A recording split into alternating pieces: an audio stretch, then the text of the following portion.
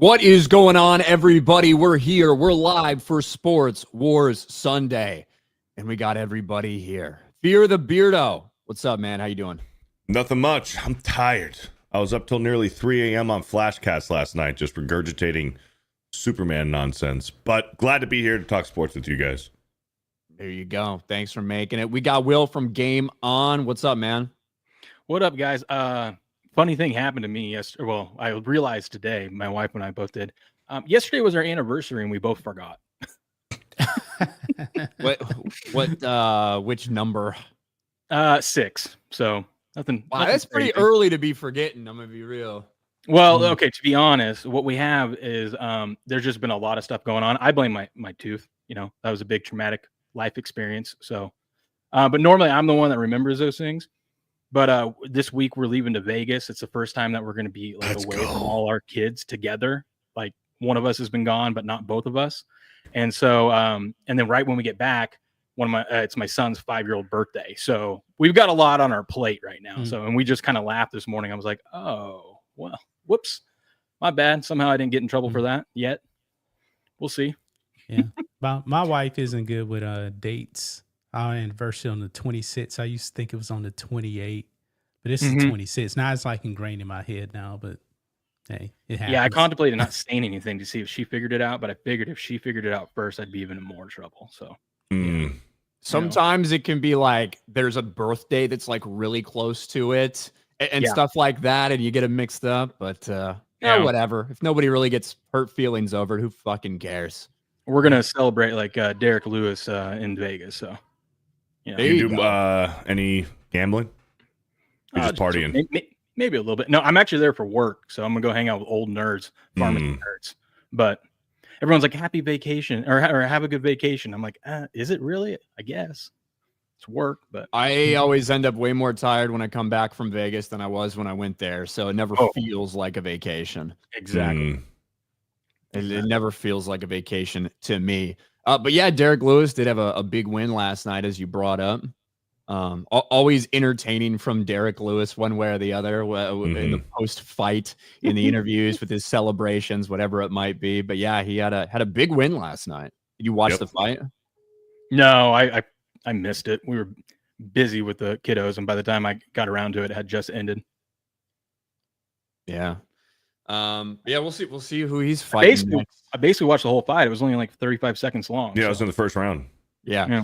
It did not last long. You got to wonder what's next for Derek Lewis. What's next for the heavyweight division in general? Is John Jones actually going to stay retired? Is he going to come back for this White House thing? Like, what the fuck? So ridiculous for him to retire that way and then 2 days later be like, I'm kind of interested in this. Fuck that. I am, again, fucking like the most talented dude we've probably ever seen do it, period. We have had a PD thing. We have had all the off octagon issues galore. But at the same time, I'm sick and tired of it. Fight or don't. Like, you had all this opportunity to fight Aspinall. You didn't. You retired. Fucking stay there. If that's what you're going to do, fucking stay there. But at least he's not just saying it. He actually did get back in the testing pool. So at least there's but then why retire in the first place? And then 2 weeks later, I think he really did want to retire. I think he really did want to call it quits. He's done. But then this big monster, massive fight at the White House is drawing him back in. That's a big deal. It could be. I mean, a 250 anniversary, like, fight at the White House, like all that. Yeah. That is crazy. He gets another year of everyone talking about him. You know, is it going to be outdoors? I don't know. It has to be, I guess. Yeah, it would have to be. Yeah, there's not really anywhere else to do it. Right. But you would think. They had naked drag queens on the White House lawn, so you could definitely have a fight. Unless it's like a private audience, you know. Bro, what if they do it in the Capitol Rotunda? If they go down, like, they set it up there, like, and like have normal people just in like the congressional seats and everything, that would be pretty fucking cool, to be honest with you. But that shit ain't happening. And we also got John Matrix from Black and White Sports. What's up, John? What's going on, man? I wasted $40 to see Superman on Shit. IMAX 3D, and he was Plastic Man. So What? not very good. Okay. Well, that's the that's a Flash lot was of better. fucking money to drop, John. The Flash was a better movie, and that's saying something right there. Ooh. That's my opinion. I That's didn't my like either, opinion. but that's No. that's a stretch. You're not Anyways. the first one I've heard say that. Not the first person I've heard say that, just to be real. But we do have sports going on. MLB All-Star break is coming up. We're already freaking at the All-Star game. I know. We're Getting done pretty with close, the first. man. What's that? My Astros could use a few days off. After that, they were just dominant. Then they hit like a bump. They won last night though, but they need a break. Well, my Cubs are playing the Yankees. We've got the rubber match today against the Yankees. So we'll see how that ends up. Dropped the first one, won the second one. Thankfully, Boyd was like, you know what? I don't need to pitch in the All-Star game. I'm more concerned with getting this start in right now and beating the fucking Yankees. And he pitched lights out yesterday. So thank you. I'll thank you for sacrificing your opportunity to pitch in the All-Star game for like three batters or whatever the fuck it would have been. Winning the game's more important. Yeah, the Yankees were on a five game winning streak before that. Yeah, they were. Since the last time we talked last week. Dodgers just snapped a 7-game losing streak, but they've Good. been they look terrible. Yeah. Cal Riley is 1 home run away from tying Bonds for the most before the All-Star break. Plus 200 today if you want to bet on it. Cal Raleigh's having an insane fucking season. He's at 38 home runs. And like you said, the only person we've seen have more before the break was Bonds at 39. Now, that's crazy. it is insane. You know, a couple home runs ahead of Judge in terms of the AL home run race. But Judge hit a slump though. He hit a little bit of a slump. Kind of, but I think the MVP talk for Cal Raleigh because of those numbers I don't think there's really a chance in hell of that, just because when you look at the rest of Aaron Judge's batting numbers, he's got a few less home runs, but he also is about 100 batting average points higher. He's still than Cal batting Raleigh. 360. Yes, exactly. So I think that although it's really interesting, and he's having a great fucking season, you can't deny that, and especially impressive coming from a catcher. Like, we've never seen numbers like that. Yeah. Ever. You know, from a betting standpoint, though, he's 5-1 now as an underdog. I bet him about a month ago at 10-1, Cal Riley. And I'm holding out hope that Judge, he goes through slumps every now and then. So, I mean, if Riley can keep up the home run pace and we get a little slump from Judge at some point in the second half, he's got a shot, at least at those odds. Well, yeah, sure. Or an injury or like whatever, you know what I mean? If you got it at 10-1, that's probably pretty good value. You know what I mean? Yeah. See, I used to be very, very critical of Aaron Judge. Maybe it was because he was young. He would hit a bunch of home runs, but man, he struck out a lot. Ton. I got to give him credit, man, for what he's done the past 2-3 years, man. It's been insane. Well, I mean, just look at the past couple years, right? 2024, 2023, 2022. You look at that OPS, right? Up over 1,000 every one of these years. The average fluctuated a little bit down in that 2023 year, but 311, 267, 322, 358 this year.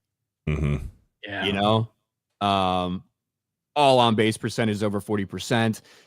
He's been a monster. He just has. And we saw this number come out for Aaron Judge.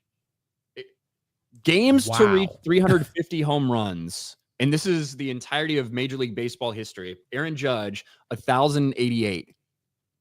He did almost 200 games faster than Mark McGwire.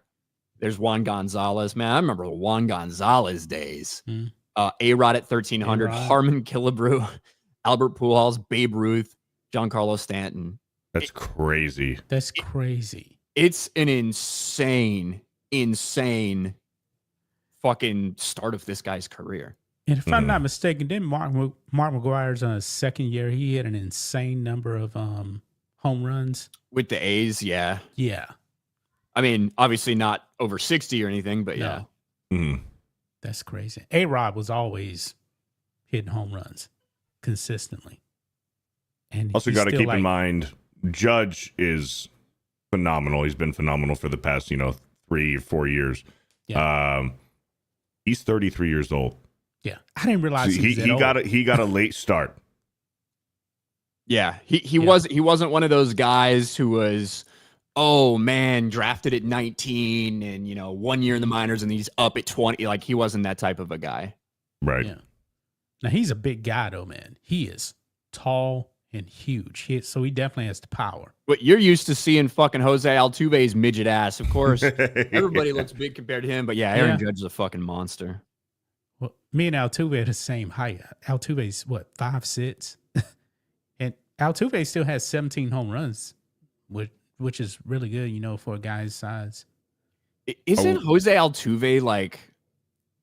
Doesn't he have some sort of crazy stat in terms of like postseason home runs? Oh, I think he's the all-time leader in postseason home runs. I believe right he up is. there. He's right up there. I believe he's up there. He might be number 1 in postseason home runs.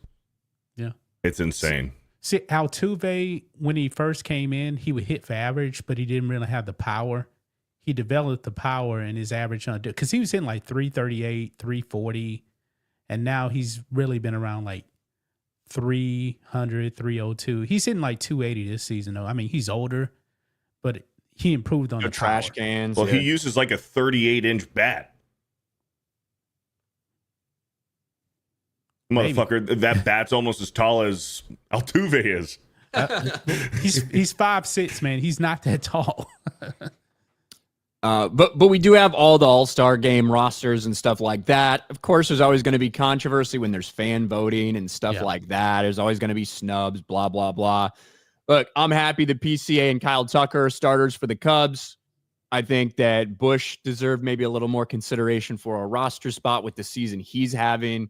It sucks that Seiya Suzuki at DH, one of the league leaders in RBI, having a really solid year. I love Kyle Schwarber to death. I always will, no matter what team he's on. But Kyle Schwarber gets the backup nod for, with the Phillies to back up Shohei Ohtani in the All-Star game. Tough. For me, I feel like Seiya deserved a little more consideration for that. But you guys see any big standouts in terms of people you don't think should be there, people you think should be when it came to All-Star game? What's the AL look like? AL right here. Got O'Hearn, Cal Raleigh, of course. Vlad Guerrero Jr., Gleyber Torres. Gleyber Torres. You got a lot of Tigers in there. Riley Green, Javi fucking Baez, baby. I'm a homer. I'm a little biased. I think that as long as Mike Trout is in the game and he's healthy, he should be an All-Star game starter, no matter what. As long as he's living and breathing and playing, he should always be starting for the All-Star game. Now, what do you think about the controversy with the Milwaukee pitcher? Yeah, guy's basically been up for 5 games, getting the nod for that replacement. I think I was about to bring up Framber Valdez should be in the All-Star game. They shafted him. Yes, I do agree with that. But we're talking about National League versus American League. I do agree that Valdez probably should be in there. But this is the one you're talking about, right? Mizrowski? Yep. Yeah. Because it's impressive what he's done. I know it's such a small sample, but it is really impressive at his age. What is he, 4-1? God, I don't remember all his stats, but it is. But again, it's only 5 games. You know what I mean? He's only pitched 5 fucking games, basically. But aren't they doing this Legends All-Star pick too? They are. Clayton Kershaw got a nod for that. That's ridiculous, man. They need to get rid of that. I don't like that. I mean, guys past their prime that shouldn't be in the All-Star game, they're going to put them in. I understand they're legends, but nah, that's ridiculous. Didn't Pujols get one of those nods? Pujols got in too. He shouldn't have been there. I agree with what you're saying, Ryan, about, he hasn't, it's not enough games, but I don't think it's as egregious as some of these ex-players are coming out saying, making it look like they're the Savannah Bananas or whatever. I don't think if anyone's deserving of it, the guy has shown up so far. And if you're going to do it, it's not that far out there. Yeah, to me, it's not the most like crazy. Now, again, wasn't a player from my team that didn't get it. You know, if it's your teammate or whatever, if you're sitting there and you've got a teammate who's a starter and they've pitched, you know, they've started 14, 15, 16 games. I don't know if that's possible yet, but if you're sitting there like that, you've pitched the entire season, you're sitting there with a 2.5, 2.6 ERA and somebody that's played for 5 games, you know, that's come up and started 5 games with a slightly better ERA, gets the nod over your guy. I get why people are going to be defensive about it. Do we know who the starting pitchers are? It's going to be Skubal and Skeens, right? Okay. I think. Bro, Paul Skeens. Hey, I don't think Paul Skeens has won a game since fucking May. Fuck. And I think he's still leading the league in ERA. He's got like a 2.0 ERA or something like that. Let me see if I can find it. Let's see. He's got 2.01. 201 ERA. He's got 4 wins and 8 losses on the season. In the last 15 starts, he's won 2 games. That's rough. I'm calling it right now that Paul Skeens is going to finish the season with more WAR than he actually has wins. Wow. I think that going to happen because as of right now, let's look at Skeens. He has 4 wins. Yes, he has 4. He's 4-8 with a 2.01 ERA. And I believe he's criminal. And his WAR is somewhere in like the 5 area, I believe. Yeah. That's why I never put a whole bunch of stock into win-loss records with pitchers, because if they don't get any run support, that's not on the pitcher. Yeah, it is all relative. Obviously, it still does matter to some extent, but you have outliers like this where you're like, okay, because Paul Skeens is 4-8 this year, does that mean that we're not going to consider anything? I totally hear what you're saying, John. Yeah, Clemens would have won the Cy Young in 05. He had a 1.87 ERA, but he had just 13 wins because the Astros couldn't score. If he would have had like 17 wins because they would have scored, he would have won the Cy Young, his 8th. But it didn't happen because his record. Well, not much Angels representation like we talked about. You know why Beardo's upset. I'm not upset. I just think that, you know, if Trout is fucking healthy, Trout should be in the All-Star game. I don't fucking care. If he's having a down year, whatever. It's fucking Mike Trout. Stick him out there in left or center, and he should be in the All-Star game. It's Mike fucking Trout. Well, we do have some Angels news. Your Angels, Beardo, they're hanging on for dear life with the season right now. You know, they've had some injuries, had some ups, had some downs. They actually won the other night, but some fans were not very happy because apparently the Angels can't get anything right, not even knowing when's the right time to set off the fireworks to celebrate a home run. Jeez Louise, man. Wow. Angels fans rightfully livid after fireworks go off for visiting team's home run. Wow. Scene. And here it is, Eugenio Suarez, Diamondbacks. It's, I believe, his 2nd home run of the night at this point in the 4th inning. And I wish we had a better view of like actually seeing them go off or something. I'm gonna let it play, and you can hear a couple little booms in the back, and then you hear the crowd realize what just fucking happened, that they set off fireworks during the opposing team's home run trot, and they weren't exactly happy. It's true. But I mean, look at the numbers. It's outrageous that he's not in that thing.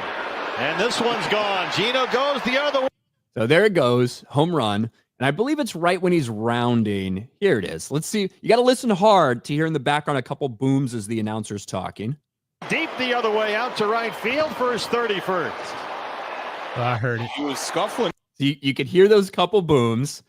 And then the crowd's like, what the fuck did they just do? Here. And my goodness, it blew out bats. Yeah, you see the smoke over the fountain. You've already seen that this season with that 4-homer game.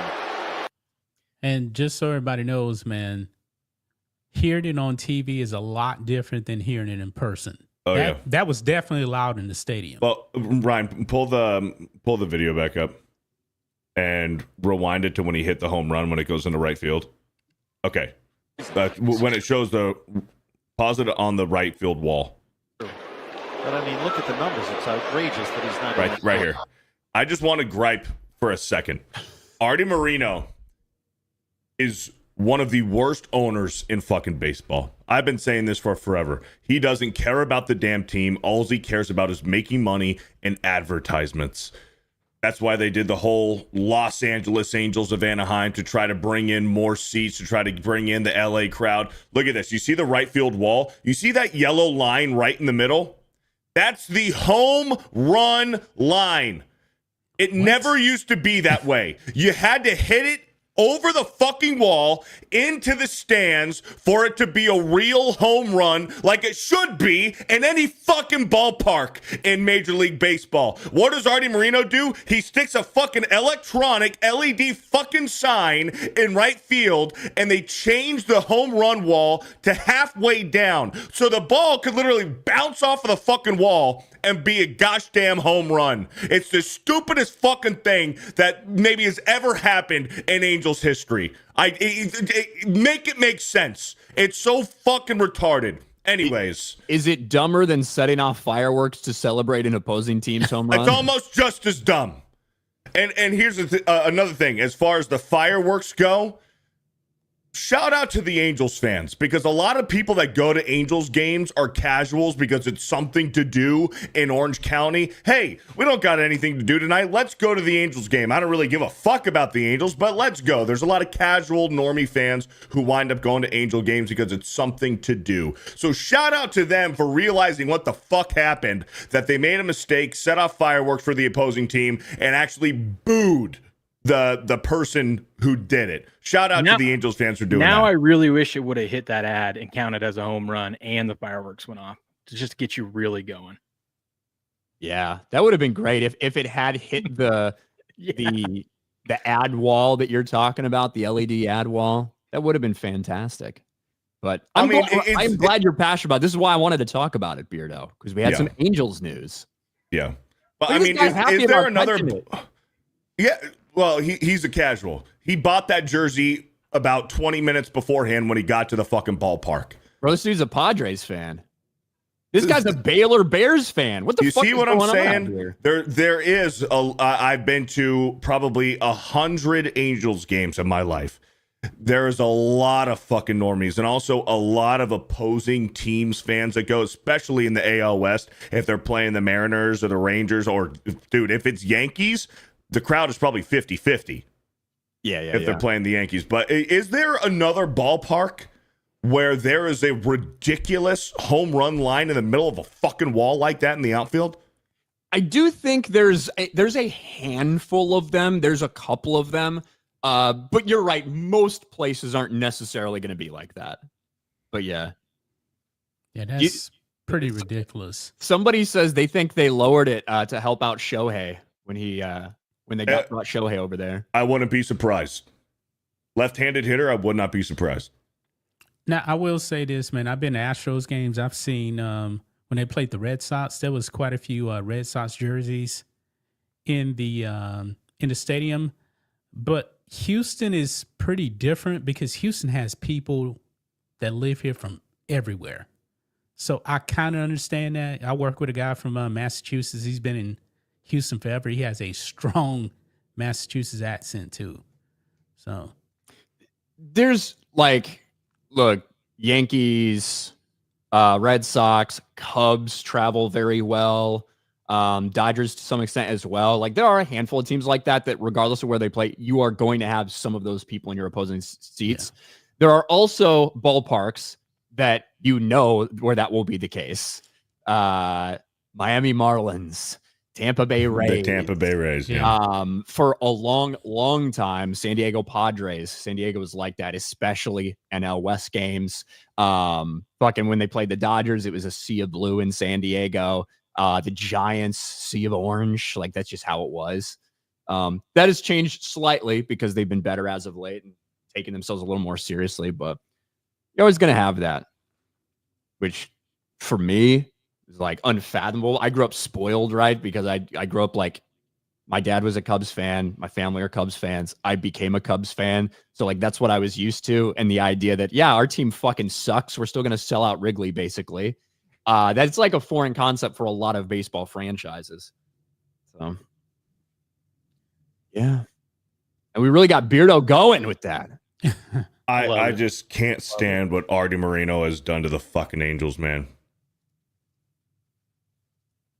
We've come a long way since Gene Autry. Mike Hill for 5. NBC cut Goldberg off in the middle of his retirement speech. How disrespectful. Did that happen on the... He fought last night. That did happen last night. I watched it. So he lost. He got choked out, tapped out by Gunther. And they cut to a commercial right after and then went back. Goldberg was giving a speech. He wasn't done. And then they ended the broadcast and went on to their next program. Damn. Yep. Brutal. That sucks. Ben Ryder for 2. Shane Gillis hosting the ESPYs could be epic. It actually could be. People still watch I think it'll be good. Not really, but with Shane Gillis hosting, I do think that could be funny. Because I mean, he's funny. He's going to be a little bit outlandish. He's not going to go like insane or anything, but he's funny. I think it works. And I think the idea of them having someone like that host the ESPYs who's just kind of a bro is a really good thing. Mm-hmm. But ultimately, I don't know how many people are interested in watching the ESPYs period anymore. It used to be fucking awesome. The ESPYs used to be an event that you fucking cared about. Like really. Not so much anymore. Nope. A buddy of mine that I grew up playing baseball with, he made it there. He was one of the finalists for Catch of the Year. He had this crazy, like, he laid out like Superman and caught the ball and flipped over the back fence. Oh, shit. Stood up and held it. Yeah. That's cool. That was pretty cool. That is cool. Dom H, who's my enemy today. We're going to have our little rubber match. Yankees, Cubs. Dom H with 10 gifted Sports Wars memberships. Thank you very much, Dom. Chris Coran for 2 Beardo rant. Let's fucking go. What's up, Chris? Cryptic for 5. I'm a Rockies fan, unfortunately. 75% of the fans at Coors feel the opposite team. I've been to a Cubs game at Coors, actually. So, yes, you are correct. That is one of those places that's like that. It's also a massive stadium, too. Nice ballpark? I've heard it's really nice. It's pretty good. Yeah. I mean, it was built, in the 90s or something? It was pretty good. You know? I got a friend who lives in Colorado, and he goes to games all the time. He says it's a really nice ballpark, but I'm just taking his word for it. The 2 worst ballparks I have been in, bar none, no possible competition, are the ones that I've been to in Florida. And that was the now destroyed fucking Rays dome and the Miami Marlins Stadium. You guys know the worst ballpark I ever went to? Which one? Dodger Stadium. Oh. Dodger Stadium is the worst ballpark I've ever fucking been to. It's a fucking dumpster. Smells like piss. Everyone there is rude. Like pride flags everywhere. If you want to go up levels, like you're walking through a fucking elevator shaft stairwell that with piss on the fucking ground with rats crawling everywhere. Disgusting. I still miss I miss pissing in troughs at Wrigley Field. When I was a kid, because that's what they had. They didn't have the bathrooms. It was just fucking troughs, right? From way back in the day. Everybody just fucking lines up. It is weird. They don't have those anymore. They upgraded to this century. Mexican Iron Man. I'm worse off than Beardo. My team's the homeless A's. Well, you're going to have a nice, shiny, brand new stadium in Vegas in a few years. Yeah, and you're still going to feel homeless. You know what I mean? I guess.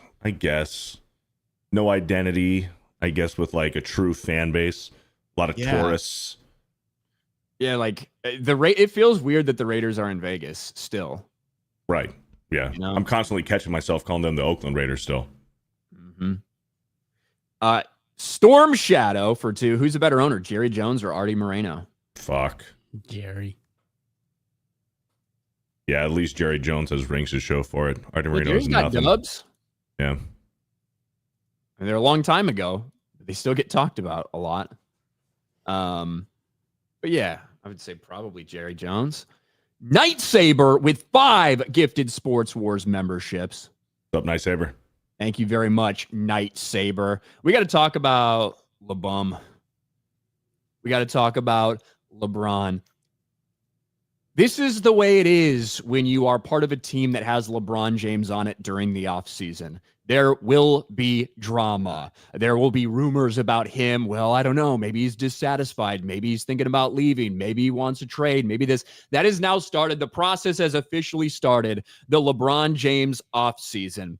And it seems like it's almost a yearly thing because it is almost a yearly thing. With his people putting out messages to express his frustration or to basically make excuses even early on about some things. But now the difference is you got Luka Doncic in LA. And with the Lakers obviously wanting to commit to him long time and LeBron only being there for a certain amount of time, the drama has started to swirl surrounding this. And it started with a big report that the Lakers are ready to move on from him after this season, and that might make LeBron want to force a trade this season. And this is a report that came out a few days ago. The Lakers already made their statement in not offering James a contract beyond this season. It was abundantly clear that 21-time All-Stars time as the face of the Lakers had for the first time a planned end date, even if James' record-setting NBA career did not. Whether the 25-26 season to be James' final season in the NBA is up to him, but if he wants the kind of Hollywood ending only the Lakers can give legends of the game, the release date was set spring 2026. Luka Doncic in, LeBron James out. And then LeBron has Rich Paul, his agent, go out there, do some damage control, do some massaging of the messaging, put out the idea that LeBron James is committed to winning this year. And, you know, they haven't asked for a trade, but they'd be interested in seeing what could possibly happen. And LeBron didn't want to talk about it when he makes the appearance at Summer League. But there's a little snippet. Dave McMenamin did a little report because you got Summer League going on right now. And here's some of the details. Welcome back to Las Vegas. Well, LeBron James is at the game tonight here to see his son, Bronny James, play for the Lakers. But the question on everybody's mind is, where will LeBron be playing next season? I tell you, I can barely walk 5 feet in Vegas without someone approaching me and wondering that very thing. Like this motherfucker.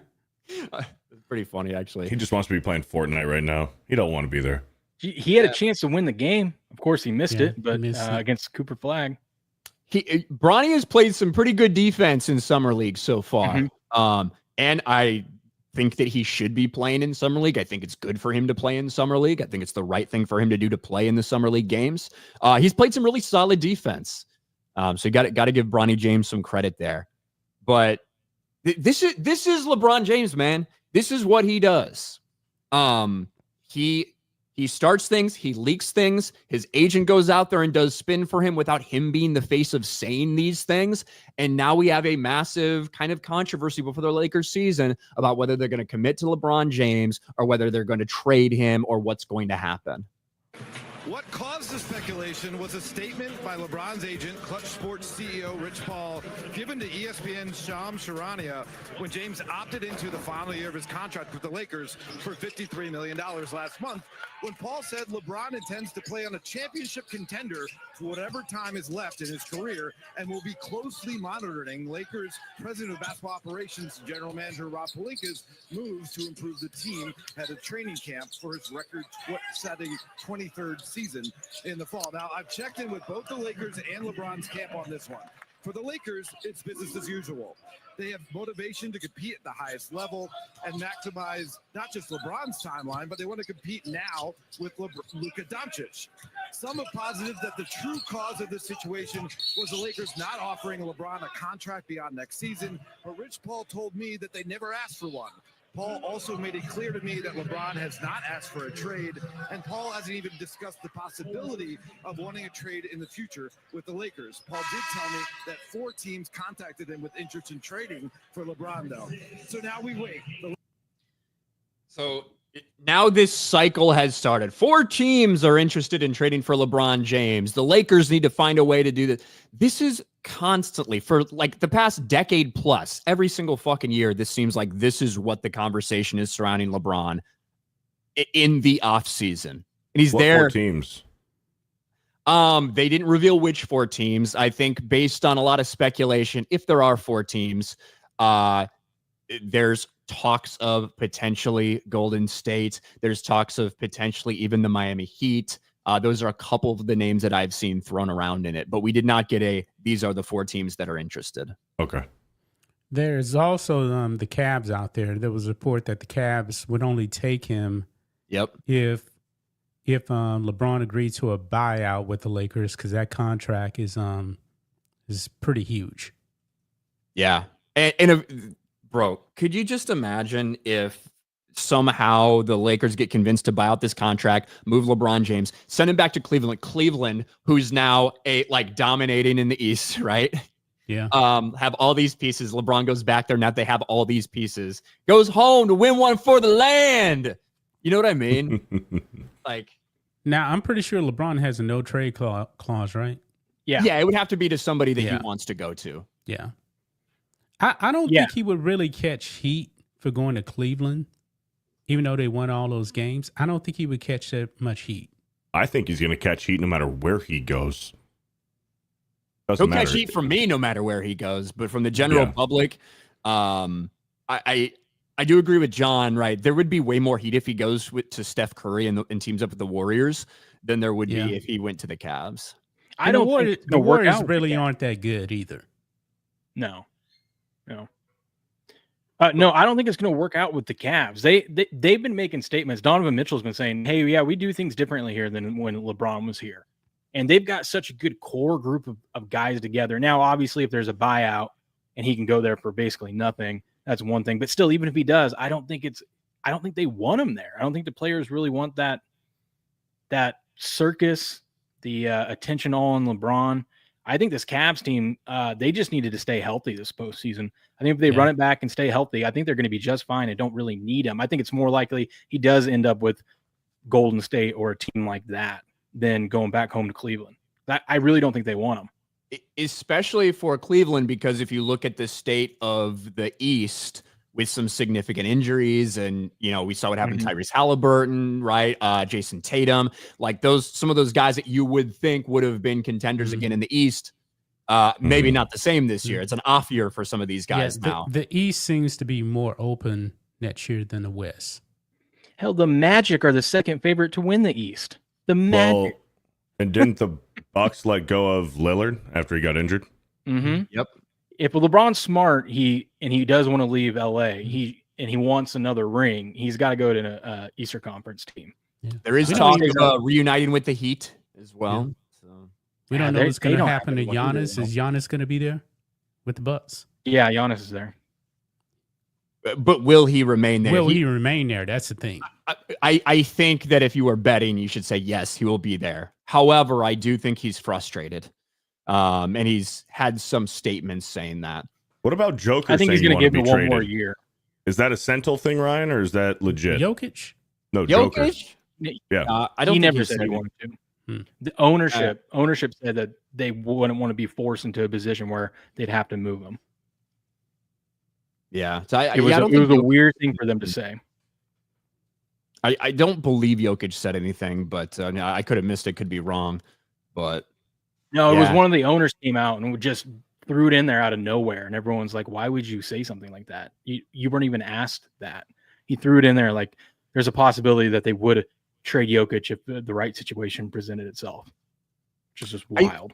I think I think a lot of it was discussion surrounding management of roster and salary cap and stuff like that. If I'm remembering right, and based on luxury tax and all this different shit was where that got brought up. And he was really just saying, "Hey, we're trying to make it work so that we don't fucking shoot ourselves in the foot. And a couple years down the line, we might be have to make a decision of something to do." As opposed that new second apron they call it in the NBA really kills you. It's a huge tax, and then if you stay above it for too long, you start losing draft picks.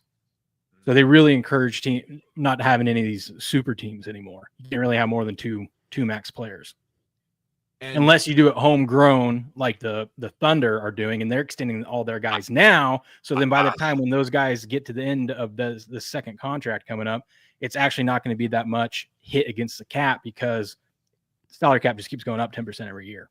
So they're doing it the right way. It is. I was shocked to see the Chet Holmgren and the Jalen Williams max extensions like right back to back. It's a lot of fucking. That's almost $1 billion they've committed between. More close to $800 million. But yes, you're right in terms of when they did it. Yeah. That's the only way to keep your guys. Yeah, if you can do that early. And OKC, respect to Sam Presti and the organization at OKC. They've rebuilt a couple times now with young talent. And obviously we saw Kevin Durant, James Harden, and Russell Westbrook all go their different directions when what they had did not work out. They fucking rebuilt again from the ground up. Well, and then they're set up to continue to do this. So they just extended their guys. They have a guy that didn't even play last year that they drafted last year that's supposed to be really good. They got the 15th pick overall this year that's pretty solid. And then they've got like 14 draft picks over the next 5 years. They can reload some of these pieces and keep their core guys. Thank you, Paul George. They should send him a ring. Thank you, Paul. They should send him a ring. The only one he'll get. D's Webos, Astros are Texas's real team. Fuck the Rangers. I think I'm going to go to a Rangers game in September, actually. In Dallas, possibly. Beardo and we got our tickets for Texas, Florida in October. It's going to be fun. Up in the swamp? Yeah, I've never been there. That'll be fun. Chris Pruitt. They should keep him if they think it's going to be his last season. Attendance will be crazy to see him play one more time. However, you think he'll go to the Cavs to retire wherever he lands. I don't know. And Bronny's there in LA. That's the other thing. Yeah.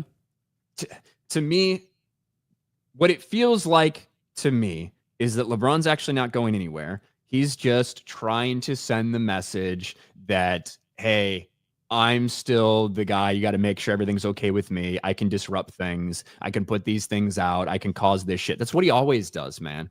He fucking leaks these little things out to make sure that he gets his way in the long term. Well, he was probably really pissed too, because the rumors are before this, which I'm sure LeBron had some sort of news about it or had some heads up, but apparently ownership called and talked to Luka about selling the team. But not LeBron.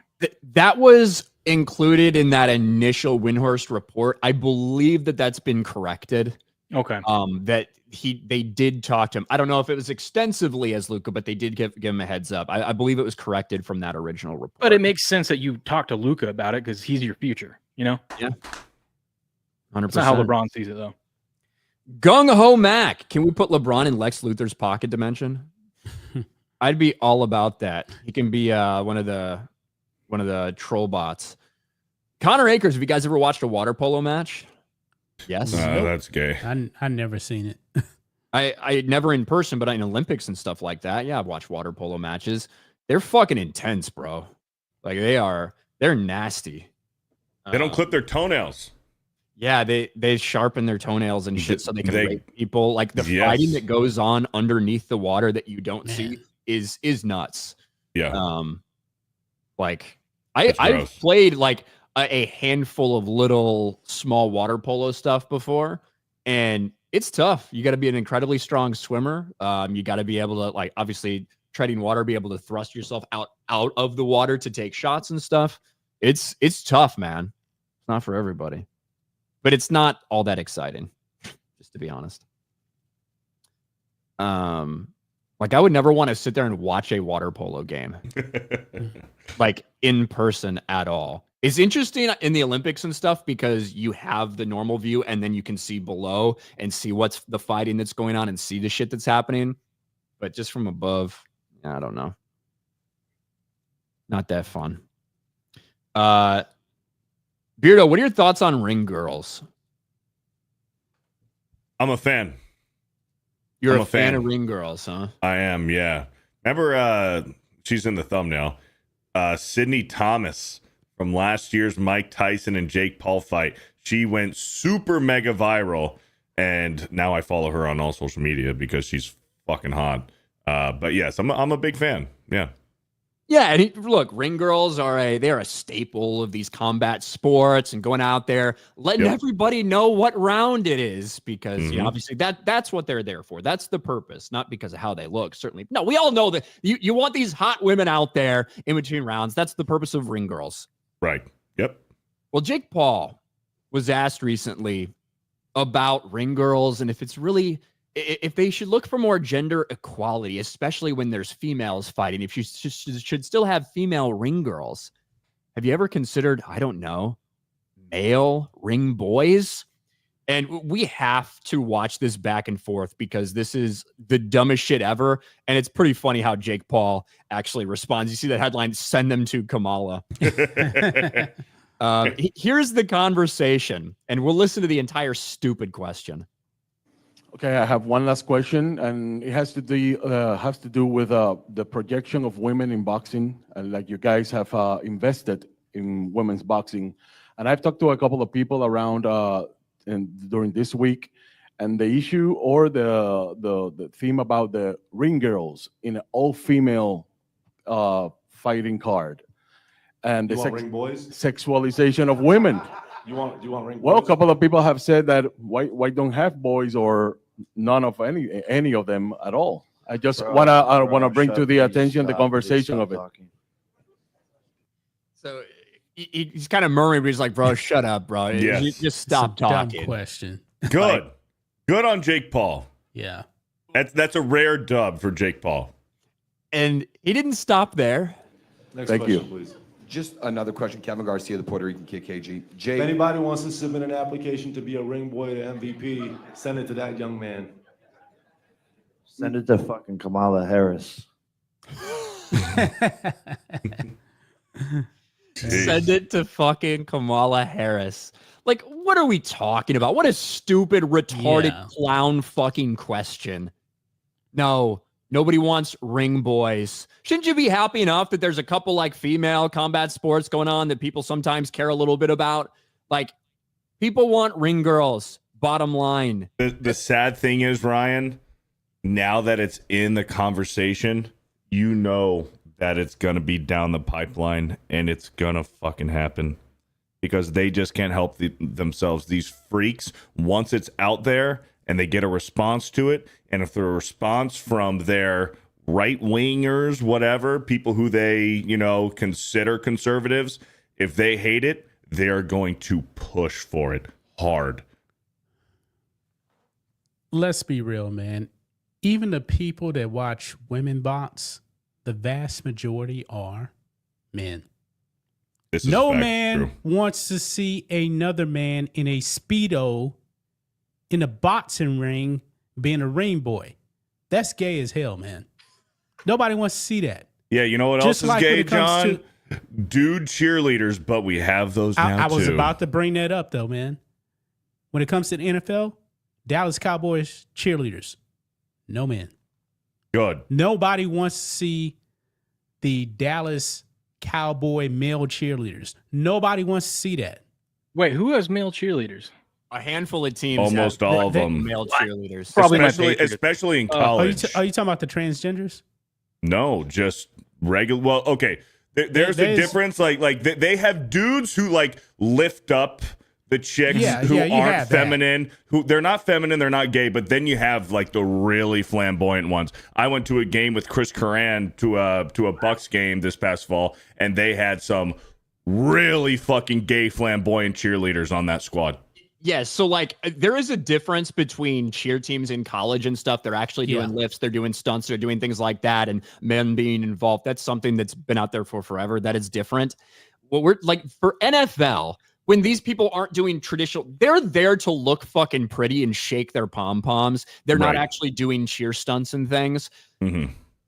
A lot of NFL teams now have a couple token fucking queers that they let be on the cheer squad for that stuff. And they brag about it and they wrote articles about it. I feel like we've made videos about it in the past. Yeah. Yeah. I used to work with a girl that was a Houston Texans cheerleader and a girl that was a Rockets power dancer cheerleader. Both of them worked in oil and gas. Both of them smoking hot. Yeah. Yeah, they were. Yeah. That's just the way it is. It's the way it should be. It's the way it should be. No, we don't need ring boys. No. You don't need ring boys, you stupid, retarded fucking reporter. Shut the fuck up. Go quit. Go do something else. Go die in a street. I don't really care, but don't ever ask that question again.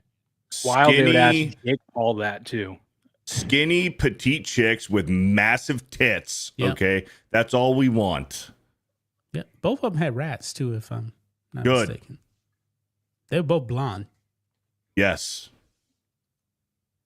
Real quick, speaking of Jake Paul, shout out to him and shout out to Ben Askren. I don't know if you guys saw the Ben Askren story. Right, If you haven't yeah. checked it out, go look. It's very inspirational and glad he's making a full recovery. But rumors are Jake Paul helped out with his the payment for his double lung transplant. So And Ben Askren, the Tates did too, right?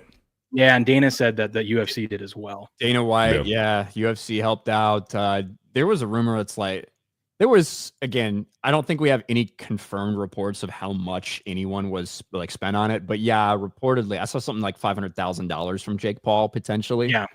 So yeah, Jake Paul did help out Ben Askren, who sounded like he was basically almost dead. He said that he flatlined 4 times. And some of the videos of him, like, because now he's like making actual videos, he still does not look good. He said he's like 140 pounds. He's stuttering and still coughing, you know, when he speaks. He got a double lung transplant. Like, that is serious. And even with the double lung transplant, he's probably got 10 years max. Because all those meds that they have to take for anti-rejection medication, like, it's going to shut down the rest of his organs eventually. Like, when you get a serious transplant like that, you don't got long. You're just buying time. Not necessarily the medications that he'll be on. It's more so whether his body rejects it than what the medications are going to do to it. One or so is going to happen. Either his body's going to reject it, or the anti-rejection meds are going to fucking wind up fucking. Some of them, yeah, some of down. them can be tough on your like kidneys and whatnot, and end up browning your kidneys. But a lot of the medicines now, he has options. He should be fine as long as his body doesn't start rejecting it, and then that's when you have to go to the more severe meds that end up damaging your organs. So yeah, you're right on that part. But initially, he should be fine. And make a full recovery, bro. The idea of fucking waking up and having like internal organs that are not yours that have been like rammed in there, like the old ones cut out, the new ones like rammed in there, and like you're breathing but it doesn't feel right, and saying that is like so scary. Honestly, just let me die. Like, if that, fuck that. I don't need anybody's heart, or like, just let me fucking die. It sounds so strange and weird. How weird would it be too to go do like exercise eventually whenever it gets to that point? You know, I'd be so scared. Yeah. Or coughing. Every time I coughed, I would be worried if fucking it's gonna come out. Like, I mean, probably not smoking anymore. Charles W. Jansen. I'm not there for the fighting. I'm there for the ring girls. Dumb fighters keep interrupting those gorgeous ring girls, says Charles. Yeah, it's a lot of money to watch girls walk around. Little Orphan Funkhauser, what are you guys' favorite pitchers of all time? Nolan Ryan, Roger Clemens, Royals. Any Randy Johnsons? Randy Johnson. Oh, Randy. He was my favorite growing up. Roy Halladay. I love Pedro back in the day too. For me personally, as like a Cubs fan, like of the players that I got to watch, Kerry Wood, especially when he's good. Yeah, because he came onto the scene about the same time that Sammy was going on his run. I think 98 was Kerry Wood's rookie year. I think that was that 20 strikeout performance. Maybe potentially one of the best games ever pitched, period. When you look at it, it was a one hitter. And how dominant he was pitching and the amount of swings and misses and stuff swings and misses and stuff. But yeah, Kerry Wood is always going to be like one of my favorite guys ever, derailed by injuries and stuff like that. Here's one I forgot. Brian Wilson, the original Fear the Beard. Brian Wilson was you say Brain? Oh, well, maybe he did. Brian. I said Brian. Did he spell Brain? Brain Wilson. Yeah, Brain. Brian Wilson was one of the most dominant closers for about 4 years. But holy fuck, was he good when he was at his peak. I do think that was the original Fear the Beard. That's where Fear the Beardo came from. Oh, there you go. Yeah. I didn't even know that. Look at that. Yep. That's the origin story. I just figured you'd copy James Harden. You seem like a big James Harden guy. Yeah, that was it. Yeah. A Beardo rant and an origin story in the same stream. How lucky are we? Yeah, it's crazy. Look at that. Metal Slave, she just drops a bomb with 50. Let's go. 50 Shout out. Sports Wars memberships. Shout out to Metal Slave. That's a lot of fucking memberships. That's not cheap. That ain't cheap. So shout out to everybody in the chat who's now a channel member. Boom, boom, boom. Just like that. Hell yes. We do have some Cleveland Browns news to get to. And it doesn't have anything to do with Shedeur Sanders necessarily. It has to do with another one of their rookies. Although I did just put Browns rookie arrested, thinking maybe some people might think it was Shedeur Sanders. You never know. You never know what could happen with that. But the Browns, not exactly the most stable franchise. They've got a lot of problems. They've got a lot of personnel problems. We saw what happened with Deshaun Watson, all these things, right? Well, Deshaun Watson, he's been a mentor to Shedeur Sanders and maybe a lot of other people on the team. Maybe they should find somebody else for that mentorship role. I'm just because Browns rookie Quinshon Judkins, running back out of Ohio State, arrested for battery and domestic violence. Cleveland Browns running back Quinshon Judkins was arrested Saturday in Florida. He was right here by us, Beardo, for battery and domestic violence. Judkins was a second-round pick of the Browns during April's draft. Here's basically how people found out because it went public here. But Browns rookie running back Quinshon Judkins arrested in Fort Lauderdale, per this from the Broward County Sheriff, battery and domestic violence. It appears ex-user Willie Knows Ball was the first to share. Well, thank you, Willie Knows Ball. Very few details surrounding this as of now, but not good news. You know, Shedeur Sanders had a couple problems with the law, getting pulled over, I think, during OTAs and stuff like that. Quinshon Judkins, who I thought for a while the Bears might have a chance to go after, either him or Travion Henderson, both those Ohio State running backs that got drafted nearly back-to-back in the draft. Now I guess I'm happy that we didn't pull the trigger on that one. But not great news for the Browns organization. I bet they're regretting letting Nick Chubb walk. Probably. And Judkins is one of those of like almost all of the second round picks that are not signed yet either. But regardless of whether he's signed or not, that would, depending on what's going on here, what exactly is happening with this, we have very few details because it really broke last night. Depending on the investigation, that does not preclude the NFL from punishing him under the personal conduct rules. Yeah. You know? But I don't know, John. John, is the hair a warning sign? When you got hair like that, is that a warning sign? This dude's going to get in trouble with the law at some point? I never liked the dread looks. You look like a thug. Just keeping it real. I've never been a fan of it at all on anybody. I wouldn't let my kid walk around with dreads in their hair or cornrows looking like thugs. But I'm not passing judgment on him. I don't know exactly what happened, but since you asked me, I had to tell you what I feel about the dreads. Nah, not feeling it. Are you sure it's not just jealousy, John? Because you can't because grow he has dreads? hair. Man, I've been balding for years, man. But it looks like shit lots. I never liked the look. Which you hate worse, the skinny ones like this or the big fat ones? Ooh, they're both bad. Probably the big fat ones. They look more thuggish. The big fat ones look weird. What about remember Derrick Henry had a big old turd dreadlock coming out of the back of his helmet? I don't like that. That was ugly. Looked like a giant shit. I remember back in the day, man, when I was younger, man, we wore Jerry curls.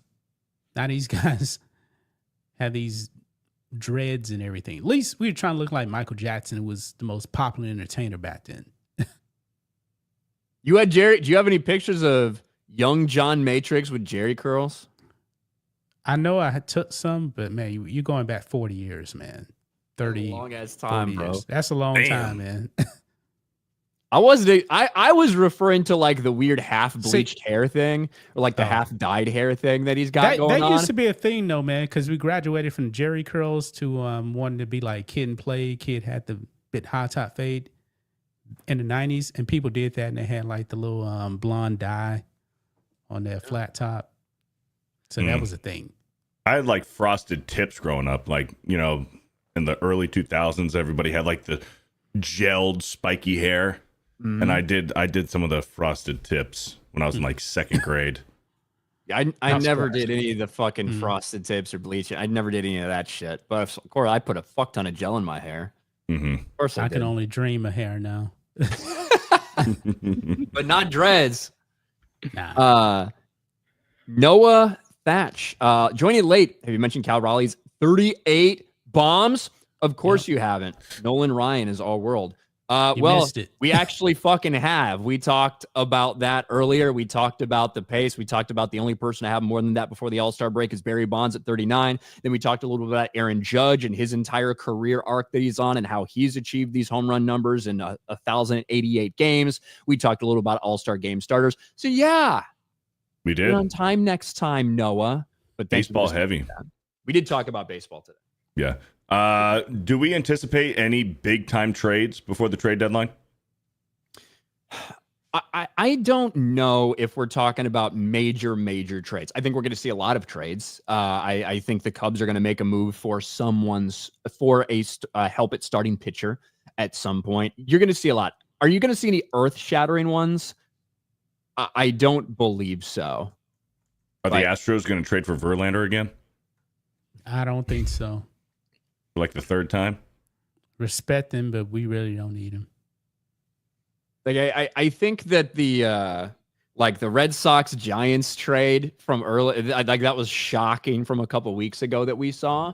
I don't think we're going to see anything at that level. I don't think anything earth shattering, just kind of like normal solid pickups that are kind of okay. You can see that. I think you could see it from the Braves if they decide to just punt and sell out. They're having a terrible season. I'm just guessing on a team if we see one. I don't think we are, but I wouldn't be surprised if they moved a piece or two. Given Fried might be on the move. Like I think Fried could certainly be on the move, but Fried's with the Yankees. Wait, oh yeah, he is with the Yankees now, isn't he? Yeah. Who's the Braves starting pitcher? Spencer. What's his name? No, you're right, Spencer. It's why can't big buff dude, right? Yeah, who's always hurt. But I think he's back now. Spencer Strider. Yeah, Strider. Yeah, Strider. Yeah. I don't know why I'm still thinking that Fried was there, but yeah. I could see the Angels selling. Trade Soler, Taylor Ward. I'd hate to see it because I like Taylor Ward, but I can see the Angels sell. We're always fucking sellers. Hey, real quick, shout out to King Kane over in Rumble. He says, Ice Beardo. Yep. Ice Beardo. People saying Sale. Maybe Sale. Oh, yeah. Yeah, I guess they can move on from Sale. Sale is he's the starter now. How long until Paul Skeens gets traded? He's getting traded one of these years. Next year? We had this conversation about Paul Skeens. Mm-hmm. Like, if they trade him, you have a chance to break your fan base. Like, break them. And that's a very tough position for that franchise to be in. But they did it with Garrett Cole when they traded Garrett Cole to Houston. I think if they do, it won't be until he's in his final year and they don't want to pay him. If it comes down to money, if they want to be stingy, I don't know how the Pirates are, if they like to spend money or not. I'm assuming no, but he's going to demand a lot of money and he doesn't have to sign an extension. Yeah, I mean, and it's not like this is fucking Paul Skeens' 5th year in the league or something. Like, it's very, very early in his, like, I just can't see them trading him. Even though they're going to be absolute dog shit. Absolute dog shit. He's not going to be on the Pirates for his entire career. He will move on Yeah. at some point, but like you could not trade him now. Like this fucking superstar who just got to the stage. The only reason anybody has any interest in someone on the Pittsburgh Pirates, for you to like rip that away from your fan base 2 years in, I think it would be a really bad look for them. And probably dumb. It would be hilarious though. Hendon Hooker stand. The Browns have Dylan Sampson, best in the SEC last year from UT. They'll be okay. Well, there you go. Thanks, Hendon Hooker stan.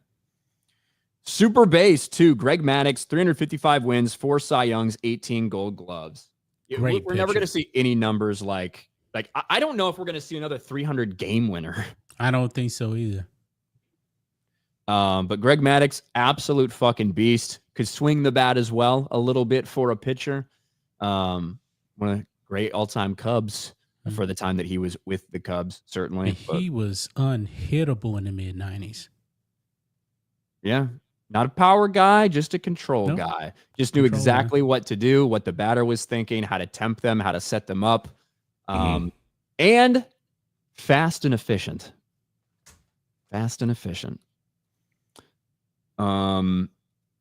Anyone want Rafael Devers? Well, like I said, he ain't gonna get traded again. Giants fucking are like, fuck yeah, look what we got. Greg Maddux. I didn't even notice you misspelled it. I like respect Greg Maddux so much that I just immediately corrected it in my head. Brain Wilson. Brain. I saw that one in a heartbeat.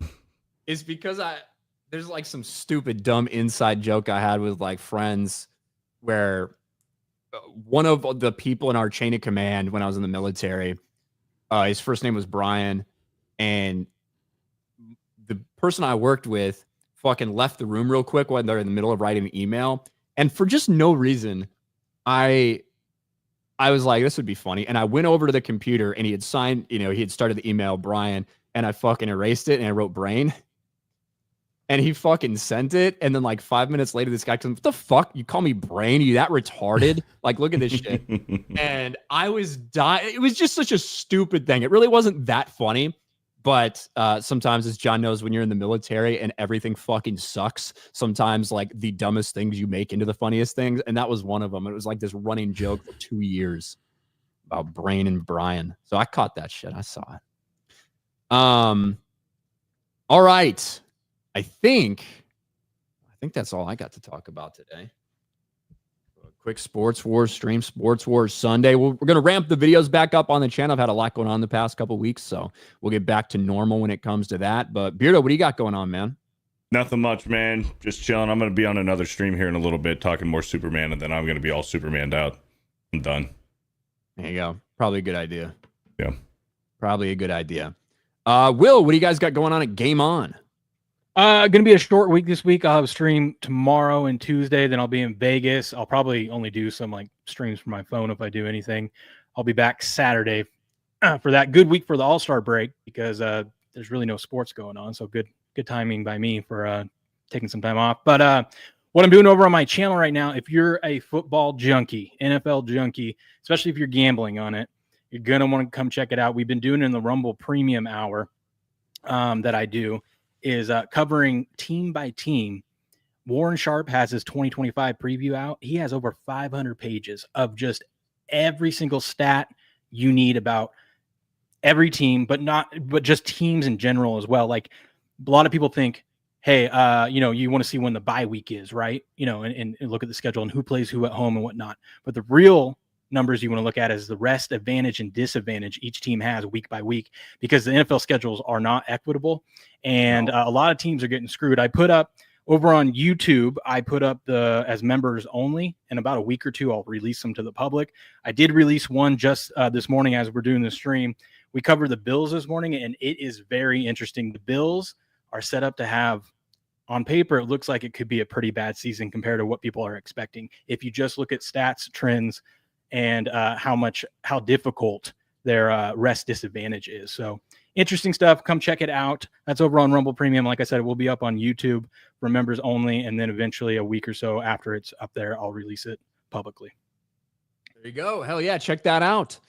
And of course, John Matrix from Black and White Sports. What do you guys got going on?